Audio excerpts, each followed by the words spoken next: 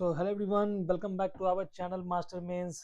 तो इस सीरीज़ में हम ये अगला टॉपिक लेके आए हैं जो करंट अफेयर का सीरीज है। उसमें है कि जो रिसेंटली अमेंडमेंट हुआ है अभी मनरेगा एक्ट में, वो लेके आए हैं कि क्या क्या चेंजेस हुए हैं।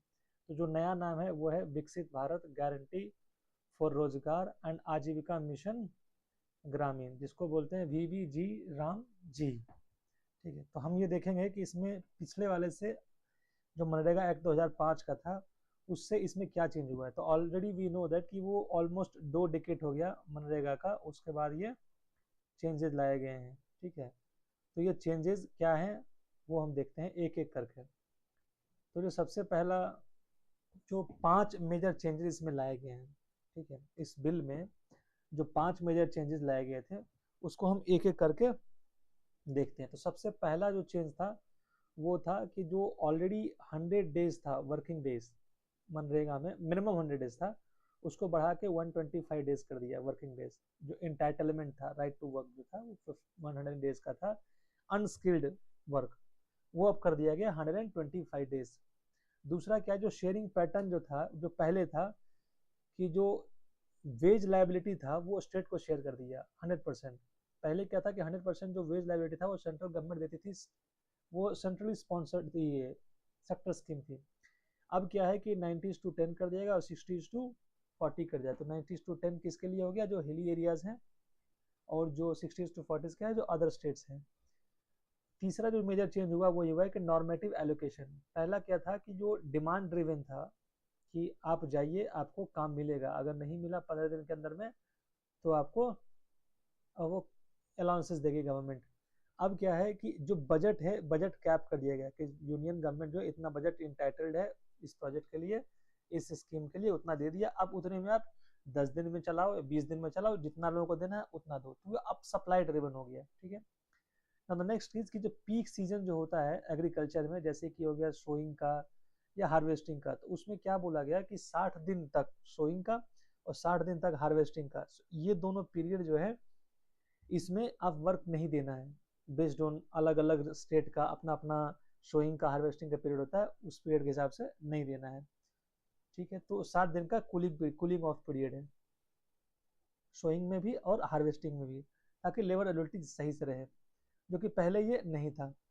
नाउ द नेक्स्ट इज कि तो विकसित भारत स्टेक जो है कि अब क्या करता है, जो डेवलपमेंट हो रहा है, जो प्लान, जो प्रोजेक्ट डेवलप हो रहे हैं, वो सारे प्रोजेक्ट जो उसको इंटीग्रेट कर दिया किसके साथ, तो नेशनल इंफ्रास्ट्रक्चर प्लान के साथ, थ्रू पंचायत लेड प्लानिंग। तो पंचायत लेड प्लानिंग जो करती है पंचायत ही, कि भाई मनरेगा के अंदर में क्या क्या बनना है, ग्राम सभा उसको डायरेक्ट करता है कि क्या काम होना है, उसका जो प्लानिंग है उसको इंटीग्रेट कर दिया नेशनल इंफ्रास्ट्रक्चर प्लान के साथ।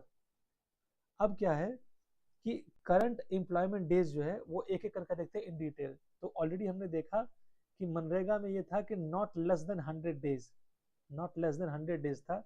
लेकिन हुआ क्या है कि जो नरेगा का जो सॉफ्टवेयर था, जो कंटेन किया गया था, कंस्ट्रेंट जो पुट लगाता है, वो मैक्सिमम 100 डेज को सीलिंग का लगा देता है। एक्चुअल में तो 100 डेज मिनिमम होना चाहिए, बट वो सॉफ्टवेयर जो है वो इस तरह से डिजाइन किया हुआ है कि effectively it becomes a ceiling, 100 days ceiling लग जाता है। ठीक है, एग्जिस्टिंग जो था उसमें क्या था कि 50 दिन का एडिशनल वर्क दिया जाता था अगर कोई ड्रॉट हो या फिर डिजास्टर नोटिफाइड एरिया हो उसमें, जो ऑलरेडी एग्जिस्टिंग स्टैंडर्ड था 100 डेज का, उसके अलावा। और अगर ट्राइबल एरियाज हो तो उसमें 150 डेज का दिया जाता था, जो फॉरेस्ट एरियाज में रहते थे उनके लिए। बाकी लोग के लिए क्या था, 100 डेज था।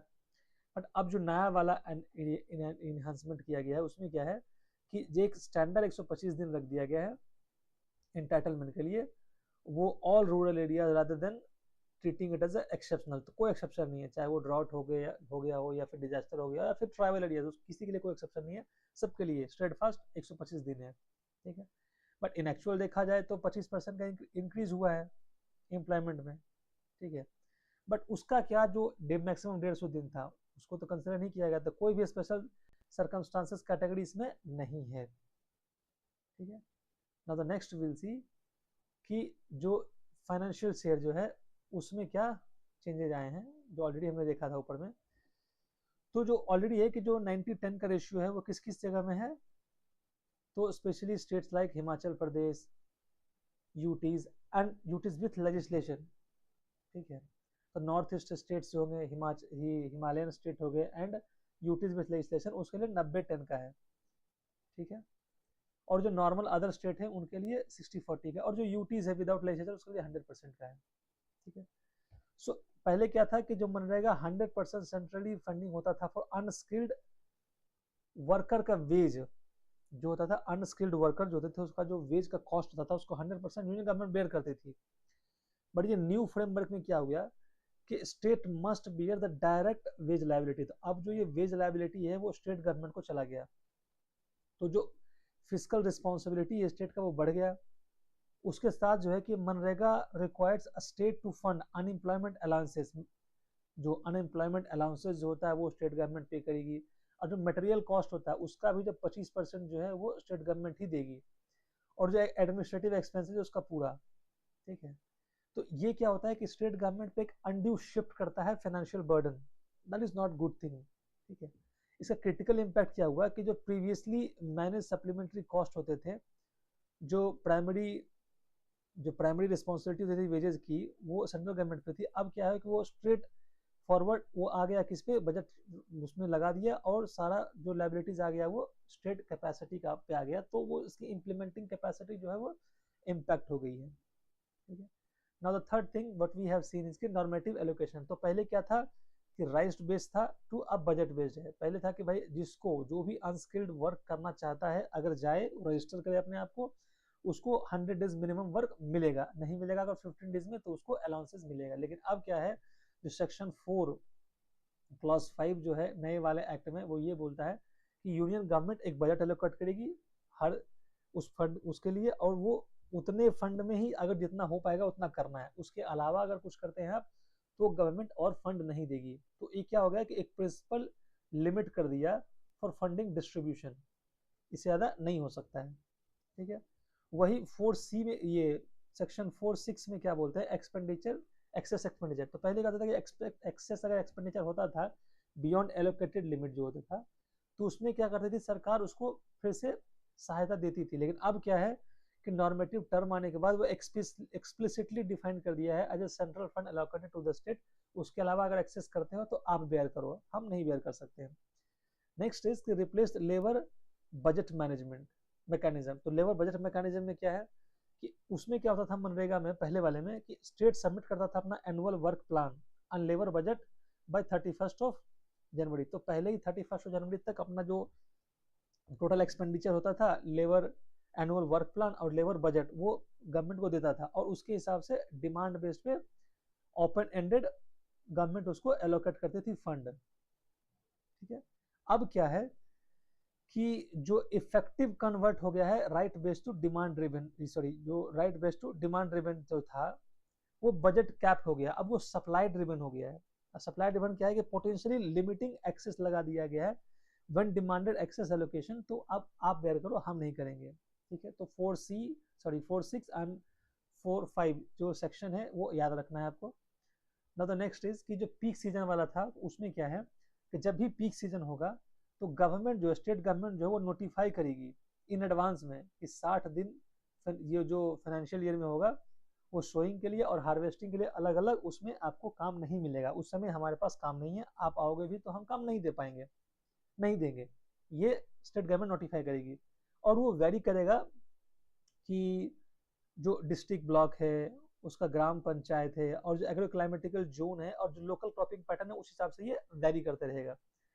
अब क्या है एक लीगल बाइंडिंग हो गया है कि all the planning and execution authorities are legally bound to ensure work occurs only outside this period, तो ये जो पीरियड है सोइंग का और हार्वेस्टिंग का 60 डेज सोइंग 60 डेज हार्वेस्टिंग का, उसके अलावा ही काम देना है, उसके बीच में आप काम नहीं दे सकते हैं। तो ये इसका एक ट्रेड ऑफ हो गया कि जो एक तो एड्रेस कर रहा है कि फार्म लेबर शॉर्टेज को और रिड्यूस कर रहा है वेज इन्फ्लेशन को ड्यूरिंग द क्रिटिकल सीजन, उसमें एक तो कर रहा है, लेकिन उसके साथ आप ये भी तो कर रहे हैं कि जो उसका विंडो है काम करने का उसको भी आप रोक रहे हैं, so that is not a good thing, ठीक है। तो उस समय वो क्या करेगा अगर इसको वेज लेबर का काम नहीं करना है तो वो क्या करेगा, कुछ नहीं कर सकता है, वो कहीं नहीं जा सकता है ना। द नेक्स्ट इज कि उसका जो इंटीग्रेशन है जो नेशनल रूरल इंफ्रास्ट्रक्चर स्टेक है उसके साथ इंटीग्रेट करना है, बॉटम टू टॉप प्लानिंग करना है। तो जो ग्राम लेवल की जो प्लानिंग होगी जो लोकल प्लानिंग होगी वो बेस्ड होगी community need and priority based पे। जो कम्युनिटी का जो उस समय का नीड हो, पॉन्ड बनाना हो गया, वाटर बॉडीज हो गया, या कुछ और करना, सड़क बनाना हो गया, तो उसके हिसाब से वो प्रायोरिटी बेस पे बनाएगी और वो इंटीग्रेटेड होगा, क्या कहते हैं, प्रायोरिटी बेस पे बनाएगी और वो इंटीग्रेटेड होगा नेशनल इंफ्रास्ट्रक्चर जो है प्लान उसके हिसाब से। और ये सारे वर्क को कंसोलिडेट करेगा और इंटीग्रेट करेगा अक्रॉस पंचायत, कौन, ब्लॉक लेवल पे। और जो डिस्ट्रिक्ट लेवल होगा वो क्या करेगा, देखेगा कि अलाइनमेंट हो कि नहीं डिस्ट्रिक्ट डेवलपमेंट प्लान के हिसाब से। और फिर एट लास्ट स्टेट जो है वो इसको इंटीग्रेट करेगा विद स्टेट इंफ्रास्ट्रक्चर फ्रेमवर्क। ठीक है, उसमें अब प्रायोरिटीज एरियाज में क्या क्या दिए गए, तो एक तो दिया गया पहला कि वाटर सिक्योरिटी, जैसे कि वाटर रिलेटेड वर्क्स, इरिगेशन के लिए कैनाल बना दिया गया, कंजर्वेशन के लिए चेक डैम्स बना दिया गया। तो ये सारी चीजें जो है वाटर सिक्योरिटी को एक प्रायोरिटी दिया गया है किसमें, मनरेगा एक्ट में, नए वाले में। और दूसरा दिया गया कि कोर इंफ्रास्ट्रक्चर, जैसे कि रोड हो गया, कनेक्टिविटी हो गया, बेसिक सर्विसेज जो है उस पर ध्यान दिया गया। और तीसरा है कि लाइवलीहुड एसेट, उस पर भी ध्यान दिया गया, जैसे कि रूरल एम्प्लॉयमेंट और एंटरप्राइज का डेवलपमेंट हो, ताकि इंफ्रास्ट्रक्चर सपोर्ट होगा तभी तो ये हो पाएगा। तो ये सारे प्रायोरिटी सेक्टर हैं। इसके साथ एक और प्रायोरिटी सेक्टर जो ऐड किया गया वो था क्लाइमेट रेजिलियंस। तो वैसे इंफ्रास्ट्रक्चर क्रिएट करना है जो वेदर, जो एक्सट्रीम वेदर इवेंट्स जो है उसको मिटिगेशन करे, उसके साथ से एडेप्टेशन में हो। ठीक है, जैसे कि पीएम गति शक्ति नेशनल मास्टर प्लान के साथ इंटीग्रेट होना है उसको। फिर इनेबल करता है spatial optimisation and inter departmental convergence across the ministries. ठीक है, तो क्लाइमेट रेजिलियंस भी एक इसका इंपॉर्टेंट प्रायोरिटी सेक्टर है। नाउ विल सी नेक्स्ट की गवर्नमेंट रैशनल क्या था, ये सब चेंज करने का जो पुराने वाले से नए वाले में है उसके पीछे गवर्नमेंट का रैशनल क्या था। तो रैशनल ये था कि जैसे अभी क्या है कि जो पॉवर्टी है वो डिक्लाइन हो रहा है, 2005 से लेकर अभी तक पॉवर्टी का बहुत डिक्लाइन हुआ है। जैसे कि अभी एक रिपोर्ट थी नीति आयोग की मल्टी डायमेंशनल पॉवर्टी इंडेक्स, तो उसमें यह बताया गया कि 2012 से लेकर 2024 तक में 250 मिलियन लोग पॉवर्टी से, सॉरी 2014 से लेकर के 2024 तक में 250 मिलियन लोग बाहर आए हैं पॉवर्टी लेवल से। दूसरा है कि फंड मिस एप्रोप्रिएशन, तो फाइनेंशियल ईयर 2024-25 में 193.67 करोड़ फंड जो था मिस एप्रोप्रिएट किया गया था। वो ये दिखाता है कि अकाउंटेबिलिटी गैप कितनी ज्यादा है, तो ये भी एक रैशनल था। तीसरा था कि लो क्वालिटी एसेट, इसमें क्या था कि only 7.61% of house hold completed full 100 days, indicate ये भी करता है कि इम्प्लीमेंटेशन फेलियर है। जब आपको 100 डेज मिनिमम था देना तो आप ओनली 7.61% हाउस होल्ड ही क्यों कंप्लीट किए हैं, तो वो आप इम्प्लीमेंटेशन फेलियर है ये। अगला था कि जो डिजिटाइजेशन एक्सेस जो है वो एक्सपैंड कर रहा है, तो जब बहुत ज्यादा वाइड स्प्रेड मोबाइल और इंटरनेट पेनिट्रेशन हो रहा है तो technology driven monitoring and payment तो बहुत जरूरी था, इसलिए भी ये लाया गया चेंज उसमें। द नेक्स्ट वर्स की कि वीकली मॉनिटर किया जाएगा काम को, जो भी काम होगा उसको वीकली मॉनिटर किया जाएगा, चाहे वो, क्योंकि वो ना इनएडिक्वेट जो ओवरसाइट था करने उसको स्ट्रेंथन करना था।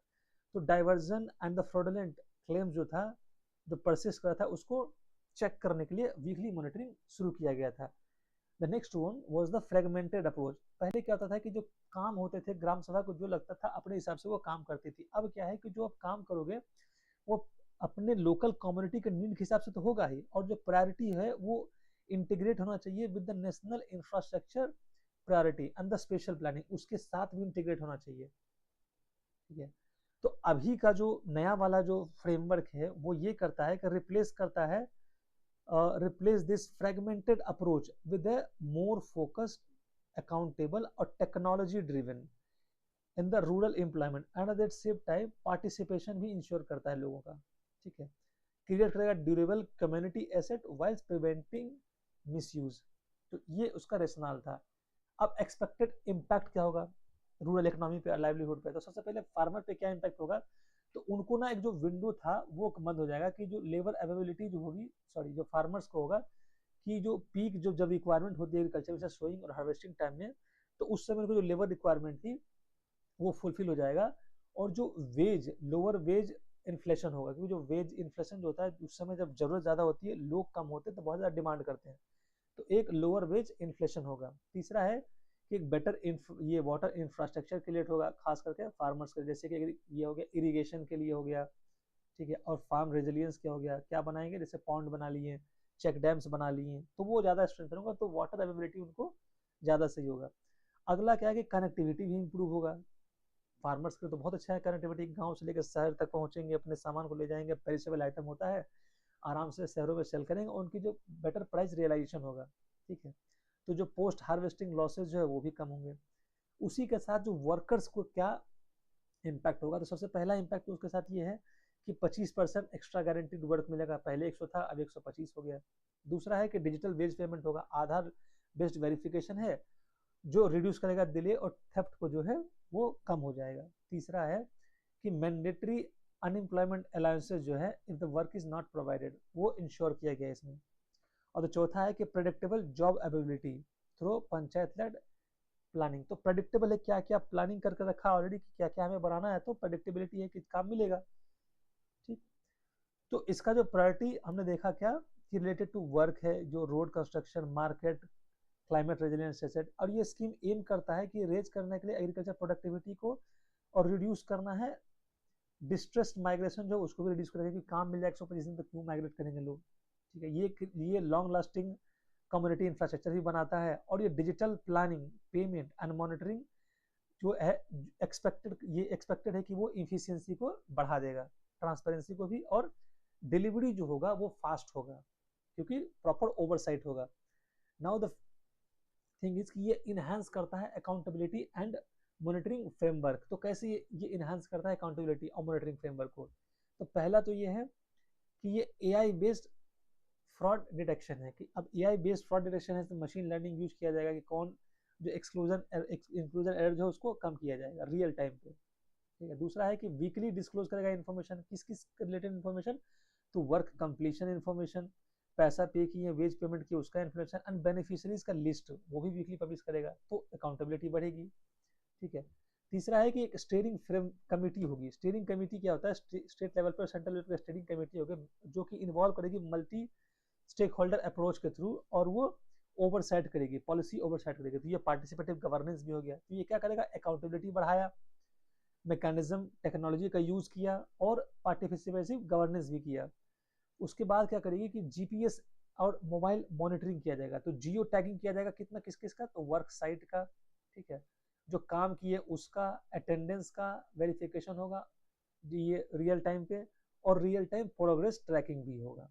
ठीक है, अब सोशल ऑडिट भी इसके साथ में है। तो सोशल ऑडिट में क्या है कि twice yearly audit at gram panchayat level involving community members in oversight, ये भी एक पार्टिसिपेटिव गवर्नेंस का पार्ट है। और यह डिजिटल पेमेंट, अब जो है डिजिटल पेमेंट जो है वो किया जाएगा थ्रू आधार ऑथेंटिकेशन, जो एलिमिनेट करेगा इंटरमीडिएट्स को और रिड्यूस करेगा लीकेज को। तो ये क्या इंश्योर करता है, तो रोबस्ट अकाउंटेबिलिटी होगा, accountability mechanism by using technology. और दूसरा क्या है कि पार्टिसिपेटिव गवर्नेंस होगा। तो इसके साथ ये मैकेनिज्म कलेक्टिवली ये एम करता है कि ट्रांसपेरेंट होना चाहिए, अकाउंटेबल होना चाहिए system, and misuse is detected early. ठीक है, और कम्युनिटी पार्टिसिपेशन बहुत जरूरी है in oversight, and it is also ensuring कि इम्प्लीमेंटेशन क्वालिटी जो है वो इम्प्रूव करेगा through continuous monitoring and feedback loop. ठीक है, तो ये ओवरऑल अगर देखा जाए तो पार्टिसिपेटिव है, टेक्नोलॉजी का बहुत ज़्यादा यूज किया गया है ताकि जो जिसको बेनिफिट मिलना चाहिए वो उसी को मिले, और अकाउंटेबिलिटी भी इंश्योर करना है ताकि जो लीकेज है वो कम हो। जैसे कि हमने देखा था कि वेस्ट बंगाल केस में, वेस्ट बंगाल में जो करप्शन हुआ था तो वहाँ पे मनरेगा को डिसकंटिन्यू कर दिया गया था कुछ समय के लिए। ठीक, तो वहाँ पे गवर्नमेंट ने, सेंट्रल गवर्नमेंट ने फंड ही नहीं दिया था। तो जो मिस एप्रोप्रिएशन है, पोलिटिसाइजेशन भी जो होता है वो भी कम हो सके। So this was all about the VVG Ram G. और ये हमने इस टॉपिक को होलिस्टिकली कवर किया है, इसके बाद कोई भी इससे रिलेटेड कोई पॉइंट नहीं बचता है। तो आप बस इसका एक जो इंपॉर्टेंट पॉइंट्स है, इंपॉर्टेंट प्रोविजंस है उसको नोट कर लें, और जो स्पेशल प्रोविजंस है, सेक्शंस है जो बहुत जरूरी है उसको नोट कर लें ताकि आपको अच्छे से इसको प्रोड्यूस कर पाओ किसी भी एग्जाम में और आपको कोई डिफिकल्टी ना हो। तो ये एक वीडियो जो है मनरेगा पे, इससे ज्यादा इन्फॉर्मेशन मनरेगा से रिलेटेड नहीं है जो चेंज हुए हैं। And I hope this video finds you very useful, और आप इसको यूज करें अपने एग्जाम में, चाहे वो किसी भी एग्जाम को दे रहे हो। So this was all from our side, and I hope this video is useful for you guys. So do like, share and subscribe this channel so that we should get motivation to make all such videos. Thank you very much.